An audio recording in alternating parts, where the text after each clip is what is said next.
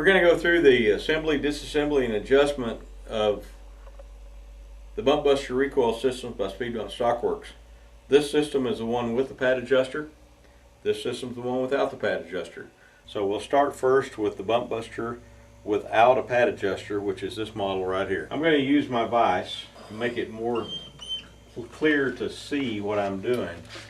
All my products come with an instruction sheet and a toolkit. This is very simple to do with the gun put together. Stand the barrels of the gun down on the floor on a pad, and you can do everything I'm going to do here that way. Reassemble your gun when you get it. If it already has the bump buster assembled on it, you need to take the 3/32 Allen wrench, that's the smallest one in the kit, insert it in the screw nearest the recoil pad, and loosen it. And you notice the back end will kick off when you do that. Pull that off and set it aside. Then to take the unit out of the stock, use the same Allen wrench and loosen the two screws that hold the base unit into the stock.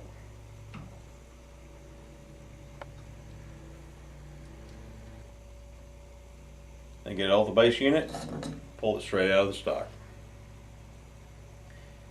Note, you want to be very careful and not lose your return and helper spring that's located in this base unit. Lay that aside. To adjust the recoil tension, you'll notice there's a ring around the end of this hydraulic cylinder that's down in your stock that has numbers from 0 to 8 on it. The higher the number, the more recoil tension you get. The lower the number, the less you get. You always want to err to the heavy side. If you set the system too light, it'll bottom out and you'll still get kicked. It's adjustable for the load you shoot, for your perception of recoil, and it has to be adjusted by the shooter to his individual shells and his preference.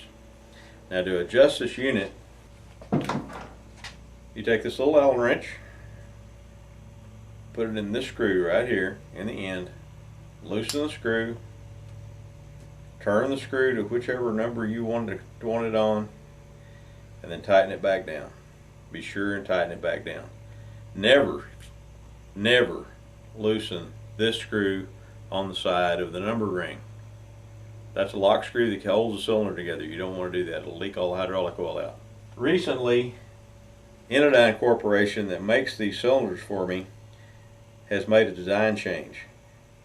The silver cylinder that we used for about 6 years has got a steel body. The black cylinder has got an aluminum body and it's 2 ounces lighter.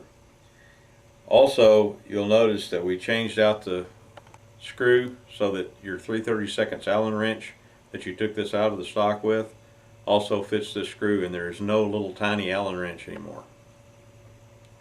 Same identical performance, just a different material. Okay, that's the only thing that you need to take it out of the gun stock for. Once you get your stock on, you have to take it out to adjust the recoil tension. But once that's done and you got your gun reassembled, you can put the unit back in the stock. Put the 2 screws back in that hold it in the stock. You notice they're machine screws. They go into threaded inserts, so you're not wearing out the threads in the wood. You can take it out, in and out, a million times without hurting anything. It's designed to. It needs to be tight. Go back and snug each one of them up. The unit's also adjustable for length of pull. To do that adjustment, we don't need to take the unit out of the stock. We do need to take the back end off of it like we have it now. Take your 7/64 Allen wrench out of the toolkit and loosen the 2 screws in the stock plate on the right hand side.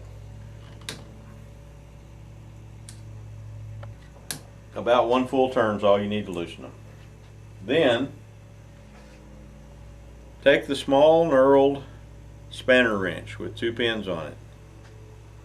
Slide it over the piston shaft, insert it into the 2 holes in the threaded body, and you can simply screw the threaded body in or out to your desired length of pull.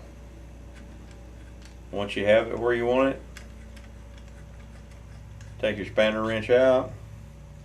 Take your 7/64 Allen wrench and snug these two screws back up that we loosened. They don't have to be especially tight, they just need to be snugged. Then you're ready to put the back end on. To assemble the unit properly, you need to take the recoil pad loose with your 3/32 Allen wrench. You don't have to take it off. You just need to take one screw out and loosen the other one so it'll swing down like that. You'll notice that in this piston shaft there's a groove. This set screw that locks it together right here has got to tighten up in that groove. Be sure that your return helper spring is in place around the piston shaft. Drop it over down in the hole. Then insert the two guide pins in the Teflon bushings. Push this thing down. You'll notice that it'll bounce back and forth on that spring. There's an offset right here when I first put it on there, when it contacts the spring.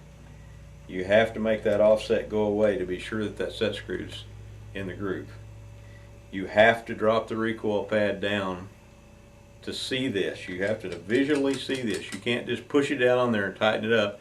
If you do, you're going to get poor performance out of the system and probably ruin the piston shaft. Push it down, make it flush right here. We want no offset between that bushing and that piston shaft. When you get it there, snug that screw up. Just snug. Then make sure that you're sitting flush. Take the 3/32 Allen wrench that comes in your toolkit, put it in the screw, and tighten it securely. Don't put a cheater on it, but tighten it as tight as you can get it with this Allen wrench. All the while maintaining that you're flush here. If you do that, you'll never have a problem and the system will never come apart.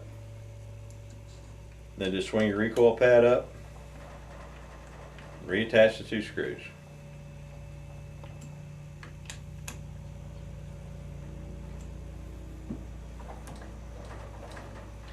That's all there is to the system without a pad adjuster. Now let's go to the system with a pad adjuster. This system, like I said, has an adjustable pad on the back. It gives us one more range of adjustment that the other system doesn't have. Some people need it, some people don't. That's why I offer it both ways. Everything is the same except the pad part on the back. It comes apart exactly the same way. Loosen the set screw closest to the pad. Lift the back end off.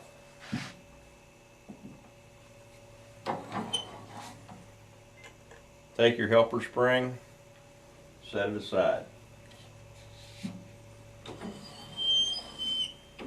Then this system will be the same as the one we already done without the pad adjuster. To adjust the recoil tension, do it the same way.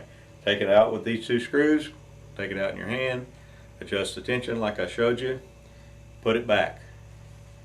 To adjust the length of pull, same way as the other system.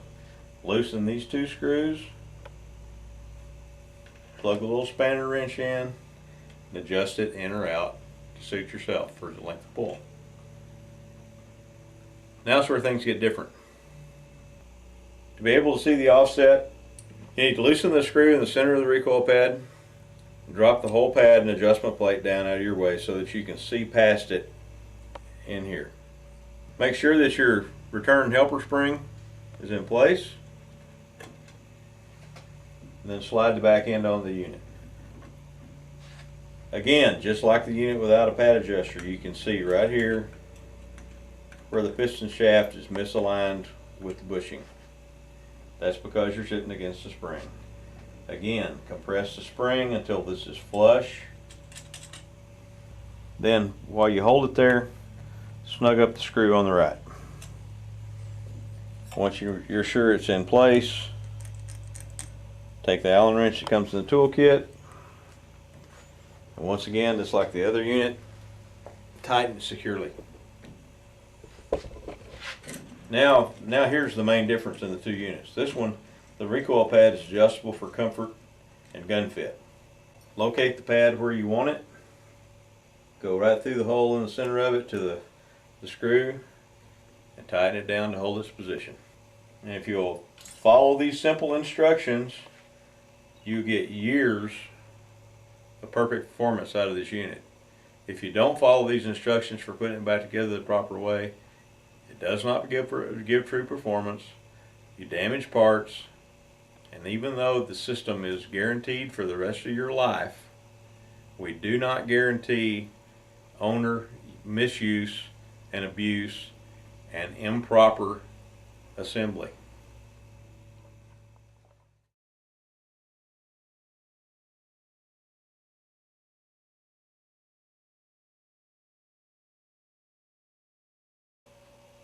I'm Ken Rucker, Speed Bump Stockworks, San Antonio, Texas. And like another guy says on TV all the time, thanks for your business.